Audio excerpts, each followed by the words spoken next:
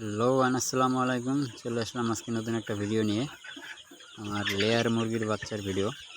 তো এগুলো হচ্ছে আজকে 1 মাস 10 দিন বয়স, প্রায় 6 সপ্তাহের মতো। আলহামদুলিল্লাহ 2টা ভ্যাকসিনই কমপ্লিট, রানীক্ষেত এবং গাম্বরো। এবং রানিং সপ্তাহে ফাউল পক্সের ভ্যাকসিনটা করা হবে, এবং এর 1 সপ্তাহ বা 2 সপ্তাহ পরেই কলেরার ভ্যাকসিনটা করা হবে।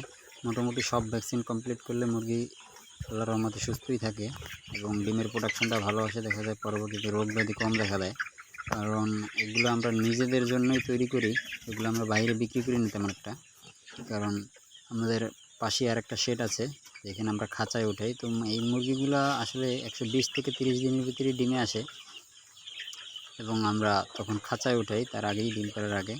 তো নিজেদের জন্য তৈরি, এই জন্য সবগুলো ভ্যাকসিনই আমরা মোটামুটি কমপ্লিট করি যাতে মুরগি সুস্থ থাকে। এবং ভ্যাকসিন করার মূল উদ্দেশ্য আর কি, রোগ প্রতিরোধ ক্ষমতার একটু বৃদ্ধি করে। যদিও ভ্যাকসিন করলে তারপরেও রোগ দেখা দেয়, কিন্তু তখন ওষুধ প্রয়োগ করলে রোগটা তাড়াতাড়ি নিরাময় হয়। এই জন্য ভ্যাকসিন করাটা জরুরি। আর ভ্যাকসিন না করলেও দেখা যায় অনেকে ভ্যাকসিন করে না, কিন্তু দেখা যায় পরবর্তীতে এটার রোগ ব্যাধি দেখা দেয় বেশি। এবং ভ্যাকসিন করলে তখন রোগ ব্যাধি দেখা দিলে ওষুধ দিলে ভ্যাকসিনটা তাড়াতাড়ি কাজ করে, ওষুধটা তাড়াতাড়ি কাজ করে। এই জন্য ভ্যাকসিনটা জরুরি এবং খোলামেলা জায়গার প্রয়োজন। দেখা যায় আমার এখানে 1000 মুরগির ক্যাপাসিটি, কিন্তু আমি 800 মুরগি উঠাইছি, যাতে একটু খোলামেলা থাকে এবং মুরগি সুস্থ থাকে, ঠিকভাবে খাবার গ্রহণ করতে পারে। মুরগি যত খাবার ভালো গ্রহণ করবে, মুরগি সুস্থতা ততটা থাকবে। এবং খোলামেলা পরিবেশে দরকার।